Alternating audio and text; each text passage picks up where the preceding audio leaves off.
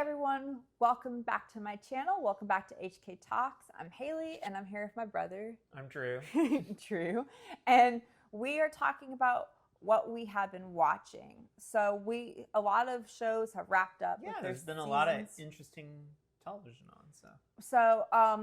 We have watched different things. They just finished Silo season 2. That was really good. I would love to read the book on that, like the book series. Yeah, that'd be a good read. I'm still trying to. I'm probably going to read the Witcher books pretty soon. I never watched The Witcher. Well, I don't think the show was. I played the game. I don't think the show was really on point. But yeah, I heard it was very different. It was different. There were people getting turned into eels, which was not like a thing in the books. So. I also have been watching the show called Garden Grosse Point Society. It stars Anna Sophia Robb. It's kind of like Devious Maids and Desperate Housewives. It's about these group of people from different backgrounds who are part of a garden club, and they kill somebody. So it's like a mystery. You don't know who was killed. It has flashbacks. And so there's different suspects of who could have gotten killed. So you're not sure like who they killed. So I've been enjoying that show, and The Way Home just wrapped up with their 3rd season, and that was really good. My only thing was I felt like Jacob constantly was going to the 1800s. Yeah. And I felt like they should have given him more of a strong storyline. We'll probably have a little bit of a tighter one next season. Well, I hope, since he's on the run, or actually we don't know where he is. Well, I would think if somebody was traumatized from being like trapped, like you got stuck because you fell in the pond, that you wouldn't jump back constantly to time travel. So I hope he has a love interest next season. I wanted him to have a love interest this season. I felt like he just was like traumatized the whole time. Well, maybe he jumps in the pond and he's in another time.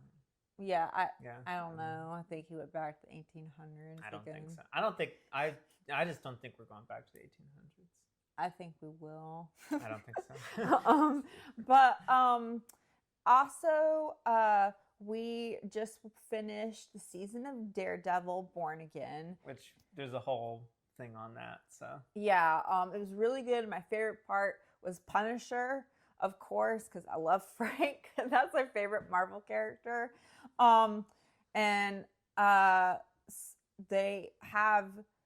There's Bullseye still alive, so I think for season 2 they gotta take him out. I think Vanessa is I think they're gonna take her out, and she was the one who hired the hit on Foggy. I was like, oh my god, when we watched that. She's just as bad. She's always playing an evil. She's an evil queen on House David, and she picks bad men, Saul and Kingpin. Yeah, we watched House of David as well. That came out. Yeah, that was good. It was ironically we've actually been in Irwin, one of his movies. Yeah. Yeah, we played college students. Yeah, I was a continuity error. So. What do you mean? If you watch the end of the movie, you'll see me walk across the state, walk across the field along with you. And then, like, next shot, I've warped back and I'm walking back again. Next shot, I'm completely warped ahead. So I like to think my character was like a character that was in between dimensions and was basically dipping this movie in and out of reality. This movie, by the way, that he's talking about is that we were in. It was called October Baby. Yes, it was. It was their first movie, yeah. And it was on Netflix, and that's actually making me remember. So which is pretty old now, which is depressing to myself to think that movie's as old as it is. But is it on Netflix right now? It was. I don't think it is anymore. It was on a long time ago. But so we were in the movie, and we ended up walking with this really nice older woman who her daughter was either the producer. I thought it was her son. Her kid was something to do with the movie. I don't know if it was a writer or a thought producer. she said her daughter was one of the producers. I'm not sure. I don't remember. It was a minute ago. Yeah, it was a long. We were still in high school when we did this. Yeah. And so we walked with her, and she was in the shot with us. Yes, she was. And so like they gave her a cameo, and she was really nice, and she was like, "Well, I'm your grandmother and I'm taking you to college." And we were like, "Okay, grandma." So she was really nice. I don't remember her name, but I don't either. But she was really sweet. But it is funny because you do see us, and Drew, we both majored telecommunication film in college, and he did the technical aspect. So it is funny that how we kind of jump. I warped. I'm going to go with a deeper backstory, like in Star Wars, how everyone's got a deep backstory. So I'm going to say it was time travel. So the point is we were in a John Irwin project. Yes. And it's nice to see their projects. I don't know if they're both working on this or not. But it's nice to see like House of David was good. Yeah, like that go full circle. It had really talented actors in it. It was an ensemble cast. It was the one actor is from The Mummy. Yeah. Which we love The Mummy, by the way. Yeah. She's obsessed with The Mummy. I love Scorpion King. We'll probably do a video on the Mummy trilogy that existed. I don't count the Yeti one as happening. Oh, the third one? Yeah. No, because Rachel Wise wasn't in it. Yeah, I mean, I was like, recasting her. Rachel Wise wasn't in the movie. So, but the guy from The Mummy, the actress that we were just talking about. Vanessa's in there from Daredevil. From Daredevil, and she also played Superman's mother in Man of Steel. Yeah, she's actually in a lot of projects. Yeah, she's been in a lot of things, and the actors have been in a lot of things, and I don't know. Guy from Avatar. I don't know if is it Stephen Lang or Stephen Lang? I don't know. But the bad guy from Avatar. He's in it. A lot of really good actors, and actors who a lot of them were Jewish, so that was really nice to see. It's nice to, and like, it's not that I don't love like the antiquity movies, but a lot of people have brought this up, and I agree, is we are kind of getting to the point where it's like, it is nice to have actors that are like kind of from the region to play the characters. It doesn't mean that they're bad movies, the ones that haven't done that. Yeah. But like, because they're trying to do like the kind of like classical theater. Yeah. But it is nice to kind of have some people from the region actually playing the characters occasionally. And there were things that didn't happen necessarily biblically accurate. Yeah. We had an Abercrombie and Finch angel. That looked like a romance novel angel fell from heaven. It did. But I felt like they did it kind of like sort of the level, which is, it's a great movie, of Ben-Hur. Yeah. Or Charlton Heston. Yeah. And the old one, the Ten Commandments. The old like biblical epics back from the 50s and 60s. With Yul Brynner and him. But anyways, and so Way Home, and then what was funny about The Way Home is that the actor who plays Jacob is also in School Spirits, and so Thursday nights I would watch it. He would be a teenager with ghosts, and then on Friday nights he'd be time traveling, and they had him look his actual age. And we watched. Yeah, I guess he's always doing something with the supernatural. Well, and we watched.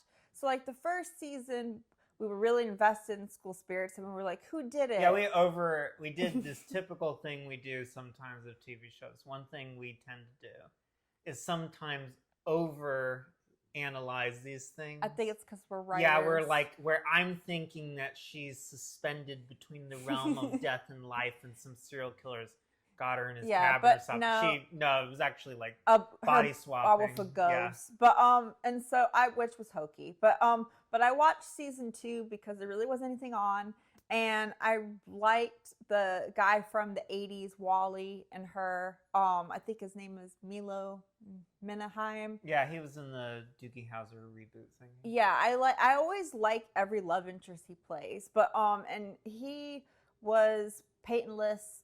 I liked him, their characters, and their love story in season 2. That's why I watched it, and I just feel like with TV, this year it's been like sad love. Like, we can't be together because you're a ghost. And then it's like, oh, can't be together, Thomas travel. and Kat because of time travel. Like, it's just like been sad love. I want some happy love. Like, I want some, we need some rom-coms to come in. Yeah, I want some, like, happy love. Well, you can always watch A Prince for Christmas. I'm sure one of those will come out. That's not what I'm talking about. Yeah, why princes? I don't mean that. I mean not that kind of cheese. But anyways.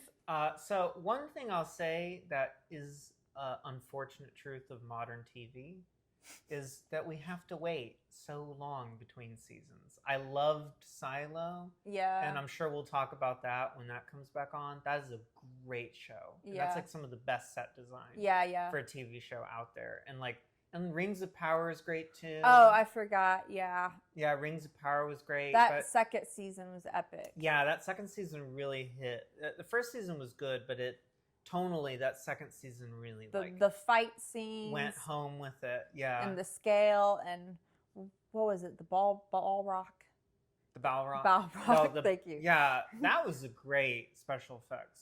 The Balrog was amazing. You couldn't really distinguish it from the movie one. No, and I like it that. looked like the movie. I like that about modern TV because it is sad when you hear stuff like George Lucas had a canceled Star Wars TV project. Yeah, and you learn he couldn't do it because it was too expensive. The effects were too big. I'm sure he could do it now. Yeah. So I hope he does one now. Yeah. We need you, George. But in terms of, there's been a lot of TV on. And then we kind of discovered Tubi recently. I love Tubi. Yeah, it's for free. And I've found a lot of weird stuff on there. Like some of them feel like mob tax write-off movies or like money laundering movies. I'm like, what is this? It's like it was filmed on I don't want to say an iPhone. It'll say 2024, but it looks like it was filmed on like one of those little phones in 2006. I know what you're talking about. Yeah, and I've also found some interesting. You're probably gonna laugh at me about this, but I found a show I really love. I know what you're gonna say. I don't know why, but there are so many Three Musketeer adaptations.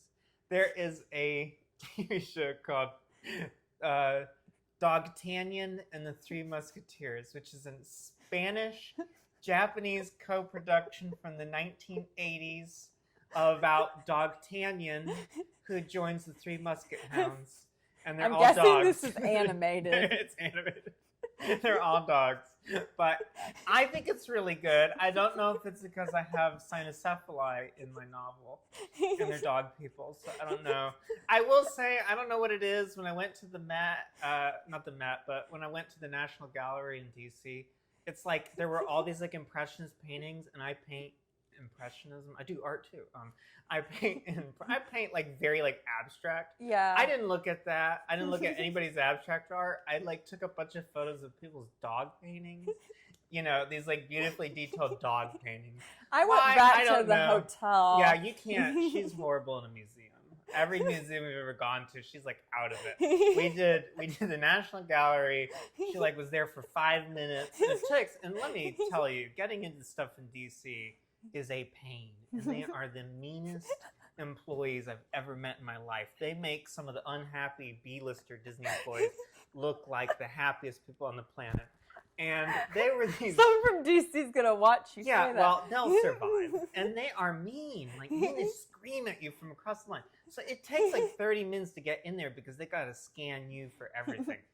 So we get in there, and then 5 minutes in, it's oh, I gotta go back to the hotel. And we did this again. I couldn't help it. I have autoimmune disease. You were sick. We went to New York City. We go into the Met. Oh. Which, first of all, hard to navigate. Is complex to navigate. I've been to it twice. The Tokyo Museum, which they don't speak English, was easier to navigate than the Met. The Met, it's we're twirling around in circles, and you wanted to see the movie costume department. Elvis's costume, I think, was there. Well, wasn't it Elvis? I don't remember what it was. I think it was one of the Elvis movie costumes. But I remember somebody said it's on this floor. Oh, it's floor. right upstairs. And then someone said we don't have that. Yeah. Well, we ran around. I ran through the Met looking for this Elvis costume. I don't know if it was Elvis. I'm pretty sure it was Elvis. But we did get to see the pyramid. Yeah, we saw the reconstructed. I kind of got where they got that from Rebels. Yeah. Yeah, when Palpatine digs up the Lothal temple. I'm gonna be deep here. Of course, it was a Roman temple, so I don't know how ancient Egyptian. But yeah, but that was cool. We saw that stuff. Yeah. So. But Dogtanian and Three Musket Hounds. If you have Tubi because it's free and you can survive. There's a lot of great movies on Tubi. There's a lot of great ads on there, and they're starting to do Tubi originals.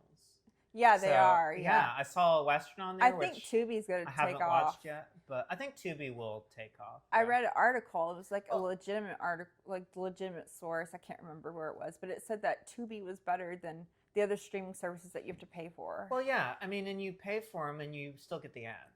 But I mean, like, it's not like you watch ads on Tubi, but like you watch ads on everything. So I've been watching Sad Love, and you've been watching Musketeers. Dogs with swords, and I love older animation because it was pre-censorship days.